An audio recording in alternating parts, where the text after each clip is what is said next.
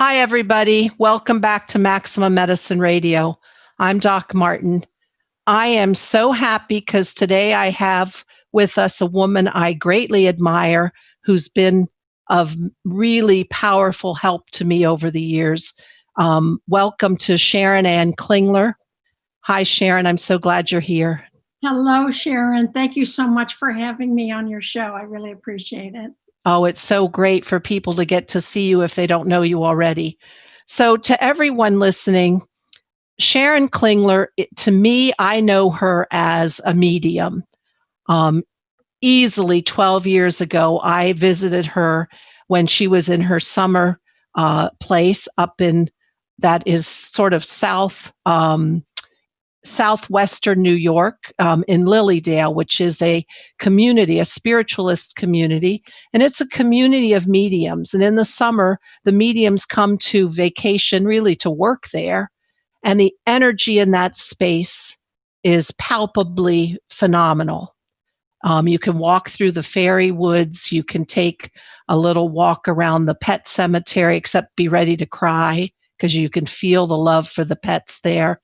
But this is where I first met Sharon Klingler, and she is a world-renowned medium.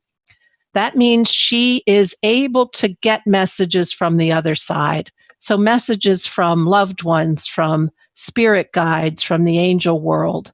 She is also an author. She's worked with television people. She's written many, many books. She's been at Hay House. The list goes on and on and on. But I learned tarot card readings from her. I learned about other psychic phenomenon. So I'm just so happy to have you here, Sharon. Thank you so much for being here with us. Thank you so much. It's so exciting to connect with you and all your listeners and viewers. Well, I think one of the things that's so wonderful about you being here at this time is we really, really need the help of spirit right now, especially to remind us that even when the world looks crazy, everything's really okay, and that we have a place in the world. What do you think about the value of spirit and the connections there for this time? Well, I can't even, it's hard for me to speak about the value of spirit because it would be so exponential in our normal lives, and certainly at this time too. It's a lot of most people don't realize that spirit is with them all the time anyway. I mean, we have a lot less privacy than we think. And, and during this time, we feel as if we're in an empty room, but really we're not in an empty room. And so one of the things that I support everyone in doing is to connect with their loved ones and their guides and all of their spirit people on a regular basis, but also, and not just for information gathering. So many people do that. I need to go see a medium because I have this question or that question, but spirit wants to just hang with us too. And so that's the other reason that it makes it very, very important for us to reach out and feel their presence and just relax with their presence and feel their support and their energy. Yeah, you're right. It's not just about, oh my gosh, we're in crisis, let's go find spirit. It's an everyday, ongoing, every minute relationship. Right. But some people say, oh, I don't feel that. I don't think so. One of the things that I have loved as I was growing my understanding and intuition and a sense of the other world, going to a medium, if you know things about me when you have absolutely no literal world reason to know those things, then in my analysis of it, then that knowledge exists and it's a known phenomenon. It's known. It's in the records. And if it's in the records in a place that doesn't look like you should have any way of knowing it in the literal world, then there must be something bigger. And if there's something bigger, I have a place. And if I am known, then I have a place in this bigger world. So maybe that's kind of crazy rationalization, but to me, that was such a calming thing to get a reading from you. Oh, Because if you bring in my dad, who comes in all the time, and tell me things about him and things that he would say to me, having never met him, having never even met me before, then that feeling of having a bigger presence around me is so cradling and supportive and reassuring. And I carry that home with me, and it helps me expand into connection with that. And that's been life changing. uh-huh.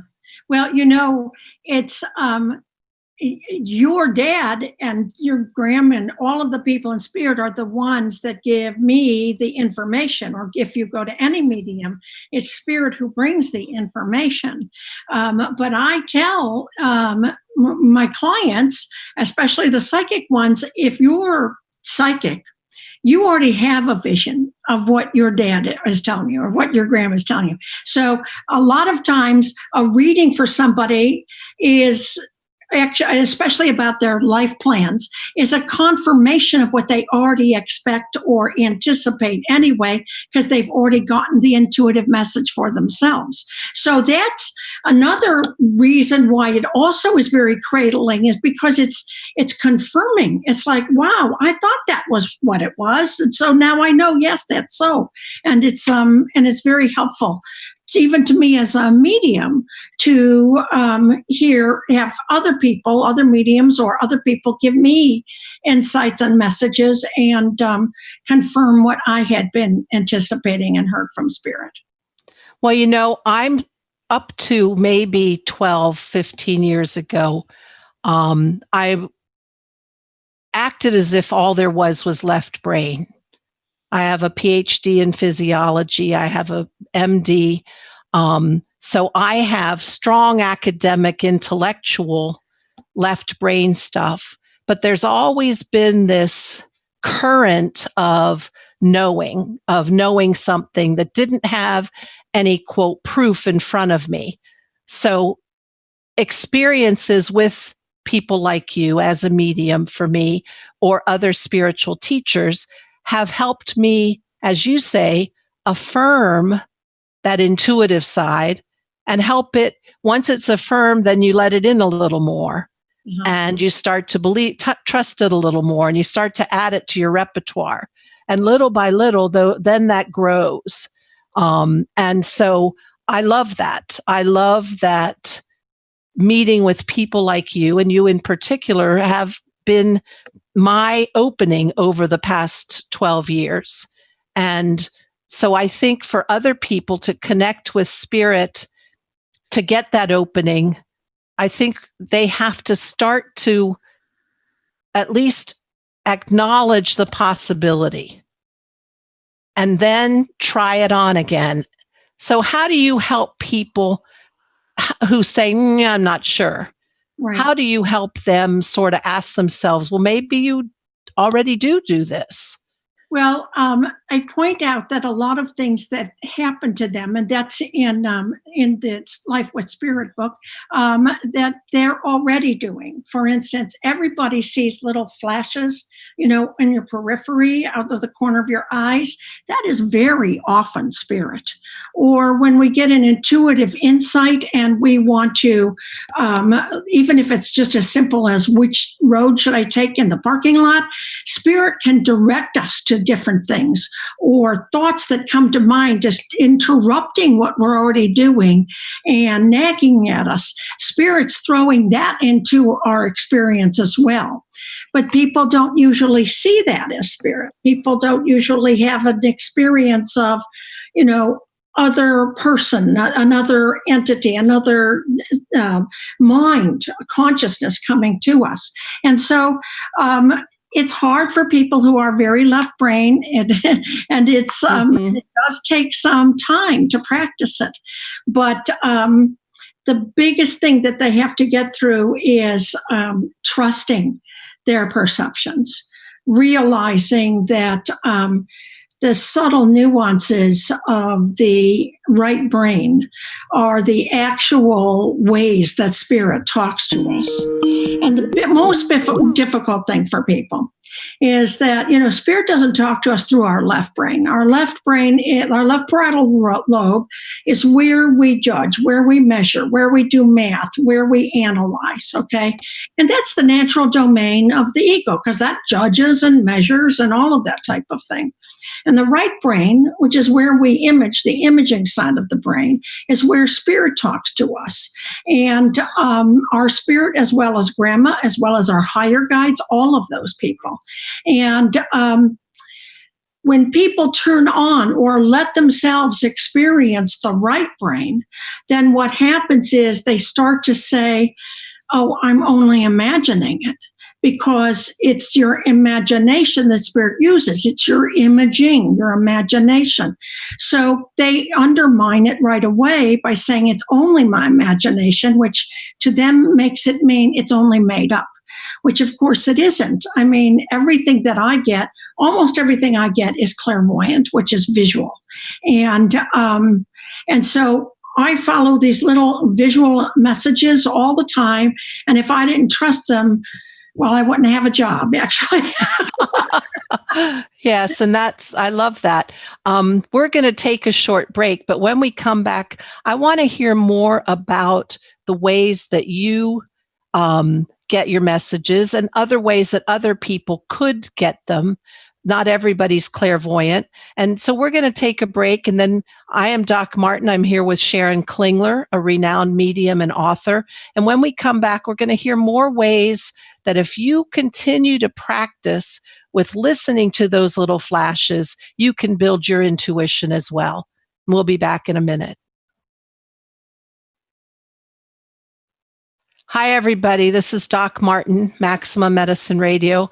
I'm back with Sharon Ann Klingler, and you can learn about Sharon. She is a renowned medium and author at SharonKlingler.com. Is that correct? Yes, that's correct. Perfect. So that's Klingler, Klingler.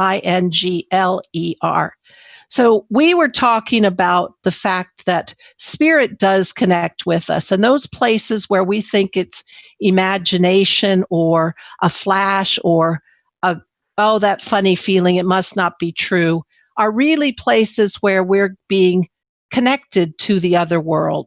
Tell us a little more about that. Well, everybody has different senses. I said I'm a clairvoyant, but I do get some clairsentient things, which is clear feeling, clear knowing, clear sensing, let's say. And some people are clairaudient, where they get words.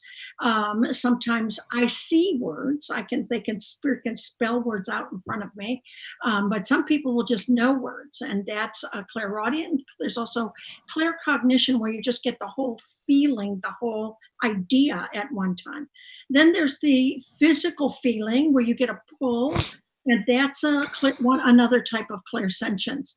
You might even get a smell. I don't know if you've ever smelled roses or cigarettes or something like that. I have plenty of times those things, and indeed even pipe tobacco I get frequently in readings, but it's not my primary sensing. That's clairolfaction, because it's the olfactory senses. My friend Tom Kratzley in Lilydale calls it clairsniffance. Because you're sniffing. And of course, there's clairgussions, which is tasting. So all of the six senses, the five senses of the body and touch too, and then of course the sixth sense, which is just psychic knowing, your telepathic knowing. And everybody will get that differently.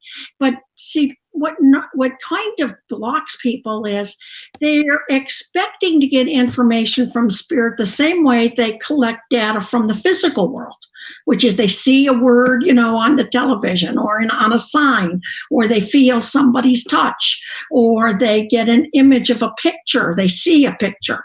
But it's not that hard sensing. It's subtle, it's nuanced, and it's always internal. And we have to start practicing to think and experience and trust all of those internal sensings.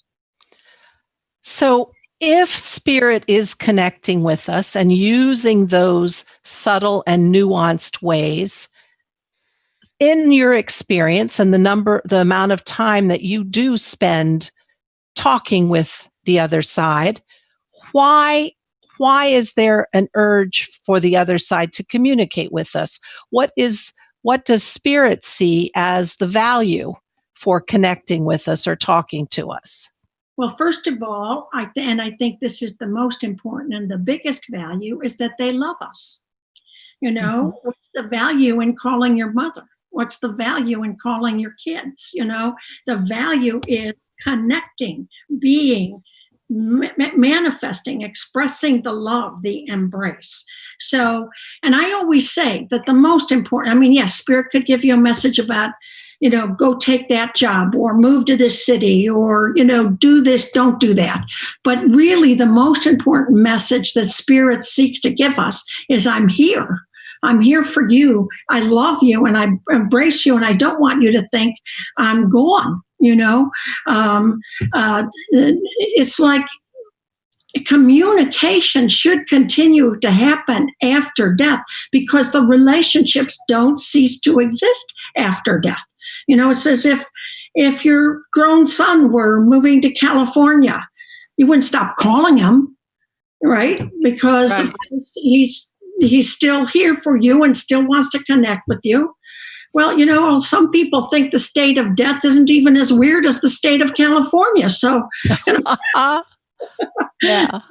So reach out to the people in that world too, because they still love us. If there is one reason that is tops all of the reasons is that we love you and we want to continue this relationship, then of course secondarily to that is we love you and we want to help you, and they can see we have free will, but spirit can see around the bend of time just a little better than we can.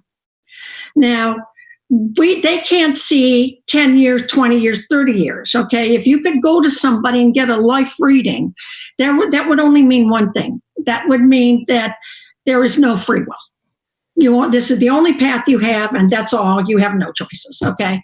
And so spirit knows that we have lots of different choices in front of us, but they can see the leanings that we're taking based on the trends that we're thinking in our energy and our decision making now.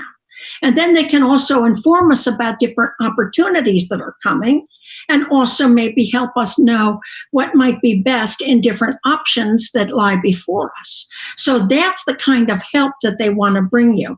And that help comes from everybody. Everybody is a guide. Some people are very, very specific to create a distinction between spiritual guides and your grandma and your grandpa in spirit. To me, anyone who brings you guidance, including your dog and your cat, if they're in the spirit world, it's your guide, okay?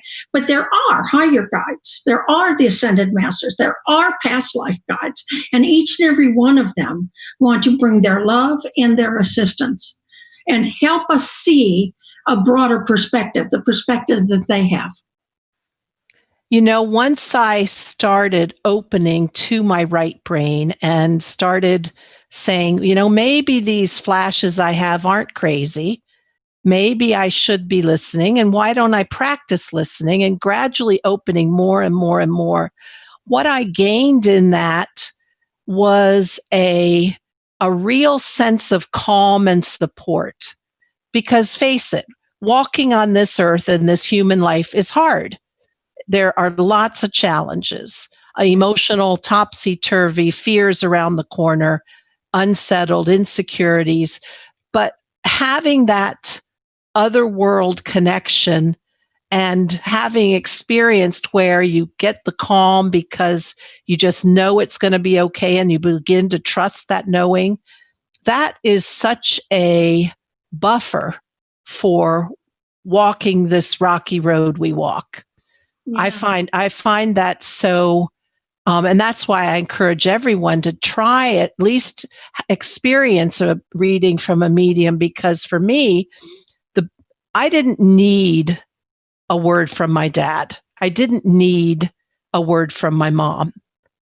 But in getting them, I felt held, supported, loved, reassured. And that is bigger than all of it. That's Right. really a good blanket to wrap around as we walk. And the more we talk to spirit for ourselves too. I mean, I think getting a reading from a medium is a great thing because it really can open a door to a world where people really don't go themselves. But if we can start to actually, through our meditations and even through quick little processes that we do throughout our day, open up to spirit on a regular basis, it actually broadens our reality where this isn't the only world.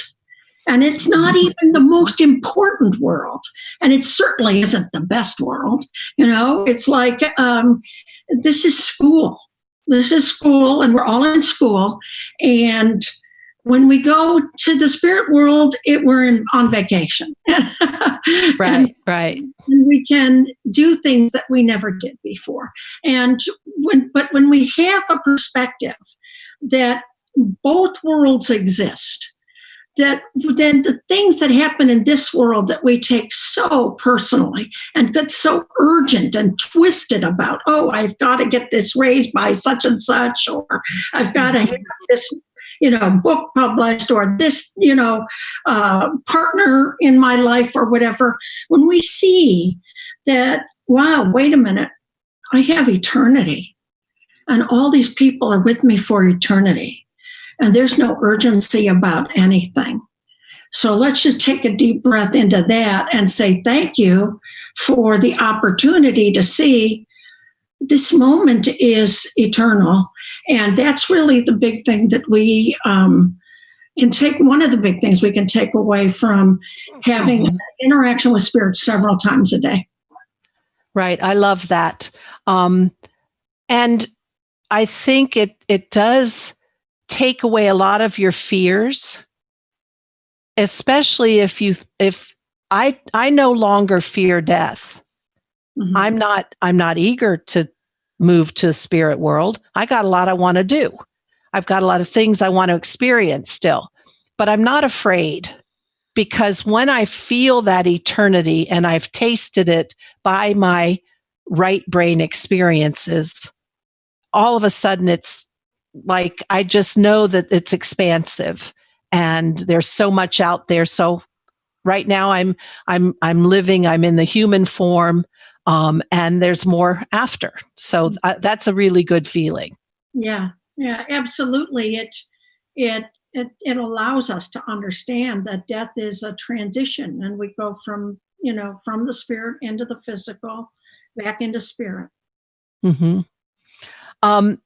I want to talk about ways, when we come back, I want to talk about ways that you have helped people amplify their connection to spirit and make it more of a daily practice rather than a once every 3 years go to Lily Dale and see Sharon Klingler. But when we come back, I want to go through some of those ways that you've found that works really well to amplify our connection. So we're just going to take a short break for a minute.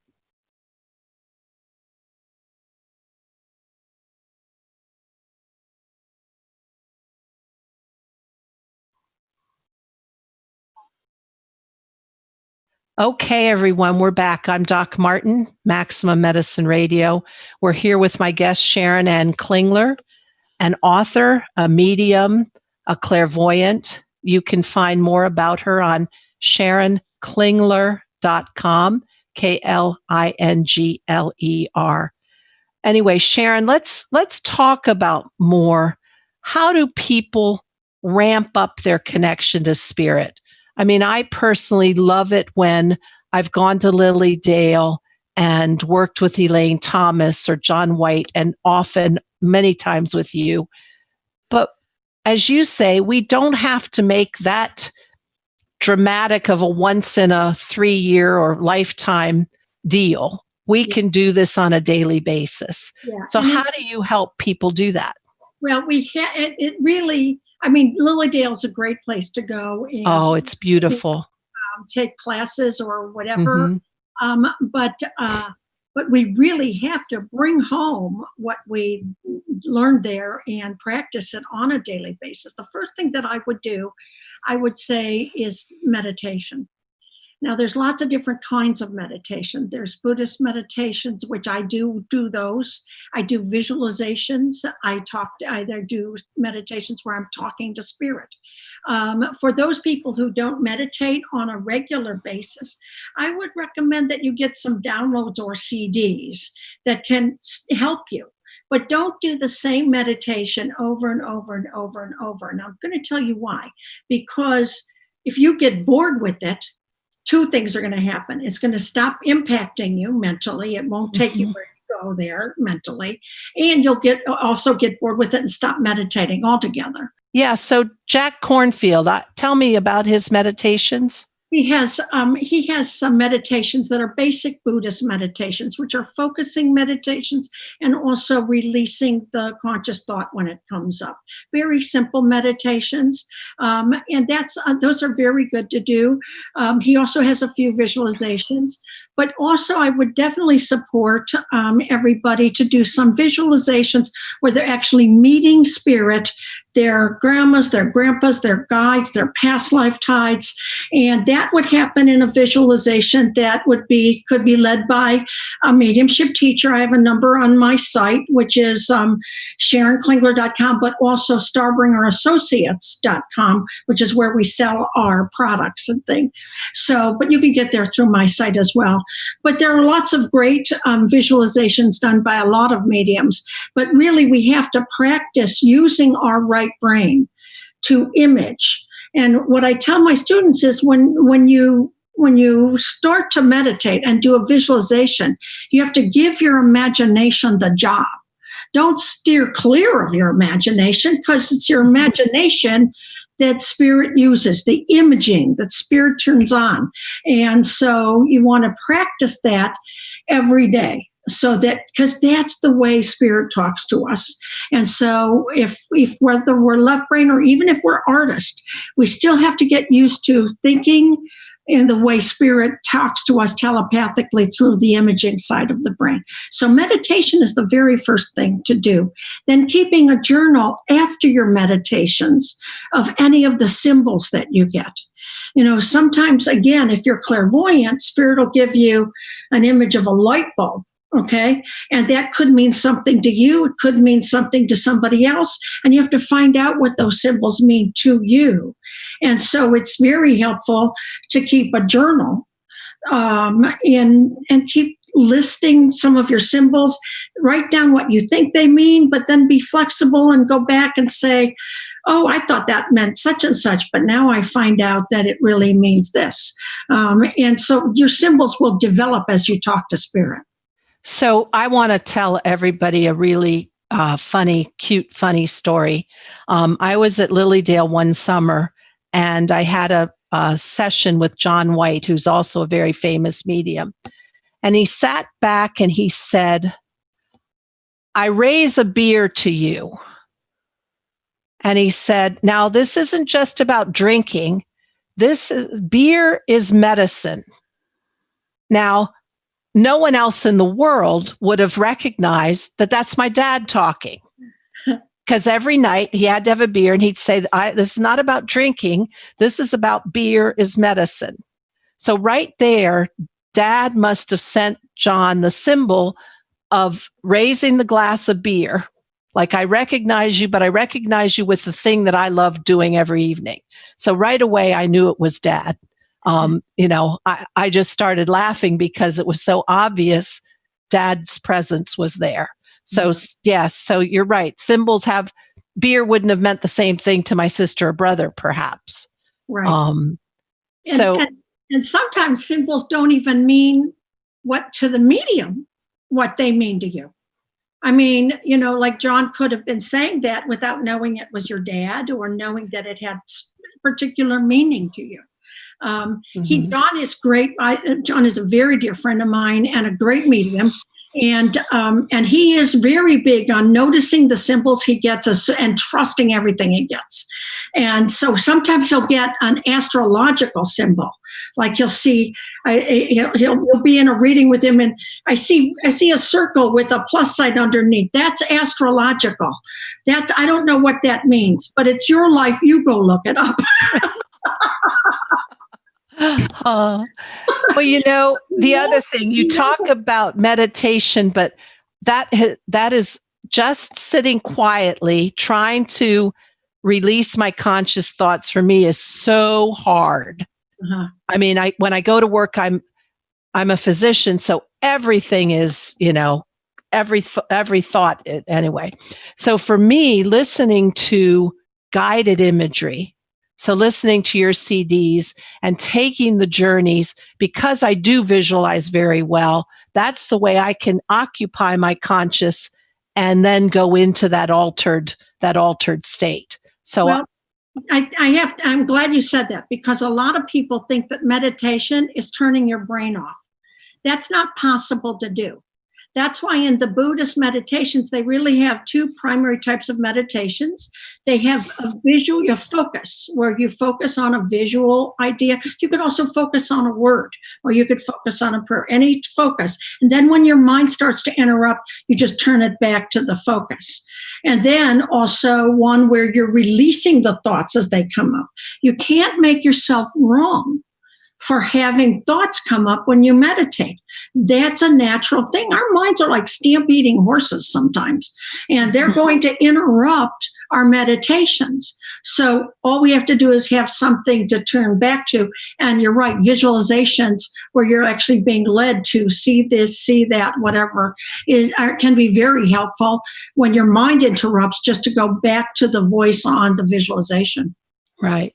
And that's also allowed me over the years to pay attention to the images I get. It's usually 4:30 in the morning, 4 o'clock in the morning, and I will have a very clear word or description or seeing something. And then I'll know when I get up the next day to really hone in on what that was all about. Anyway, it's wonderful when we start to trust that imagery side, how rich our lives can become. Right, exactly. And since you're a word person, that's one of the things that, people sometimes don't have time to meditate, or if they did meditate, it's very important to me to touch in with spirit throughout the day. So what I do tell people is just when you're sitting on your desk, close your eyes for a moment and take a deep breath and notice and the spirit person standing right next to you, because there is a spirit person usually standing right next to you. Or just ask spirit for one word, or get a phrase, close your eyes, or get one simple image, and just do these little 2-second things, 3-second things, a minute thing, whatever it is, however long you want to have your dialogue with spirit. Let yourself just sit down and notice that they're there, and then see a word or feel a word, or feel a sense in your body as well. Mm-hmm. And that's another thing, is linking to your physical feelings. For me, if something doesn't feel right in my solar plexus, I've learned better pay loud attention to that. Something doesn't sit right. You're about to go, perhaps I'm thinking I might want to buy something. And I think, well, I'll do that tomorrow. And then in the night, I'll get a stomach ache about that. Then I've learned, don't do it. Do not do it. If I've pushed through it, and that's where, as you said, spirit can only see a little around the corner, because my free will, I might be getting that message, don't do it. My free will, bullheaded, bulldoze on ahead, do it anyway. And hence the path changes. Right. Exactly. Yeah. I think that's why Nostradamus had so many different quatrains that didn't make sense, because he was seeing all the different paths. Right. Well, we're going to take a short break. And what I want to do when we come back is I want Sharon to talk about the tarot deck. She and her sister, Sandra came up with a gorgeous, gorgeous tarot deck. I want to talk a little bit about that. And then I want to talk a little bit of how we're in this crazy Corona time. Let's talk a little bit about bringing spirit in to really help us navigate these chaotic times. So we'll take a short break.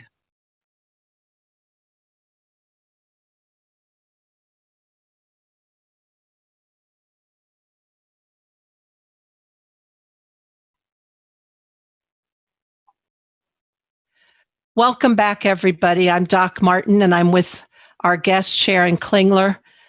We're in our last segment, and I really want to take a minute to talk about Sharon's work with the tarot cards, because she has really honed her intuition and reading of symbols through the tarot cards. And I want her to talk about that, as well as the deck that she and her sister made. And then I want to take a little bit of time just to close. We have a beautiful poem to read to you, and just how spirit's going to help us navigate these chaotic times. So Sharon, let's talk a little bit about the tarot cards. Okay, I started reading the Rider-Waite Tarot when I was 14. And it really had a very strong impact on me. And I actually, when I was at college, I actually was learning some various spreads and things like that from someone whom I would call a gypsy, and things that I had never seen. And even after that, subsequent to that, other types of spreads that I'd never seen before. So I read the tarot for a long time before I realized that spirit was attending every reading and participating with me when I would give tarot readings. And finally, they grabbed my body and made me aware that there was a spirit present. And I never looked back. You know, spirit always, even when I do tarot now, spirit kind of will point to this card, or point to a connection between this card on the left side and that card on the right side. It's like spirit is very interactive with me, even in the middle of a tarot reading. So, but I think that the images helped me develop some of my awareness of symbols and my awareness of even universal symbols, red roses, white lilies, that type of thing. And so it was a very strong experience of me for reading the tarot. And then, of course, as a Hay House author, and by the way, I also teach on Hay House's certified card reader, the card reading certification course. And I teach both the Rider-Waite Tarot on that and my Akashic Tarot that I did with my sister. And that just came out a couple of years ago. And that now is the only deck that I use. It really, I really asked for a lot of participation from spirit with that. And the imagery kind of it had its own kind of way, its own kind of path, its own kind of energy. And so it really speaks to me now. Not that there's anything wrong with the Rider-Waite. I love the Rider-Waite deck, but the Akashic Tarot is now my deck of choice because it speaks to me that way. Well, I want to attest to that, because this is, first of all, it's a beautifully colored, soft, serene. You can feel the etheric energies. It is a gorgeous, gorgeous deck. And then what the feeling you get. So I find it very infused with spirit, because you get these kind of a lift off of the page, off of the image, where you get a feeling. And that's what I love, is also learning. It may not be exactly the way the little book that comes with it tells you it should be. But if you're sitting with someone and you're doing, my girlfriend and I do readings for each other, you look and it sort of compiles that image into a meaning for you. And perhaps the message then you're hearing. So it's really a wonderful way, I find, to connect to spirit. It's a wonderful way to focus and be in your right brain and be fluid with feeling those messages. Thank you very much. I actually, in the little book, in the introduction, before they give the meanings, we give the meanings of the cards in the book. There's a few ways on how to read the tarot, and one of the ways is not even to pay attention to what they say on. Okay. So that's all right. I didn't flunk. Okay, good. It's kind of like you first get what you sense intuitively, but also then just step right into the picture and see everything that you feel, and just start speaking about that. Yeah. Mm-hmm. Well, I want to take our last few minutes. Let me just close that off and say, on Sharon's website, SharonKlingler.com, you can be directed to the products she and her sister put out, her books and her tarot cards. Please check that out. But I want to take a minute in our last few things that we have here. There's a beautiful poem that Sharon has on her website, and I want to read it because for me, it's a calm in these crazy COVID times. So I'd like to spend our last few minutes together talking about how spirit can help us in these crazy times, and start by reading this poem by John O'Donohue. This is the time to be slow, lie low to the wall until the bitter weather passes. Try as best you can not to let the wire brush of doubt scrape from your heart all sense of yourself and your hesitant light. If you remain generous, time will come good, and you will find your feet again on fresh pastures of promise, where the air will be kind and blushed with beginning. I love John that. O'Donohue, I mean, anything you read from him, you can just feel him. Yeah, wonderful dynamic energy. And I think that when we talk to spirit during this time, and that's the other thing, I said before that even when life is normal, it's very important to create a relationship, you to them and to all of them. But sometimes there's a lot of us that are feeling awfully alone, even those of us that are in a home with kids or, a husband, parents, whatever. But there's still a sense of isolation, obviously. And we can actually just give ourselves the opportunity to open to spirit and see them gathering around us, feel them gathering around us, and really let the room fill up with all the people who love you, and just give the job to your imaging brain, the imagination, and just close your eyes and take a deep breath and fill yourself with the word. I like to use the word oneness, and you fill yourself with the word oneness, and you feel oneness with all spirit. And all of them start to gather, and there's no division between you. There's no difference between you. And they're your grandparents and your pets and their pets and your cousins and your higher guides. And the room is filled with the people with whom you have total oneness with. And even if you just give yourself a moment or two of that, that will take you to less isolation and a great deal more power and more support. That was beautiful. Thank you so much. Thank you for being here, everybody. This is Sharon Ann Klingler, a beautiful medium, beautiful author, somebody from whom I've learned a lot, and I know you can too. And thank you so much for being here and sharing that connection that I know will enrich our lives. So I thank you for joining us today. Thank you so much for having me, Dr. Martin. All right. Thank you. And we'll close now. Thank you so much. Till next time.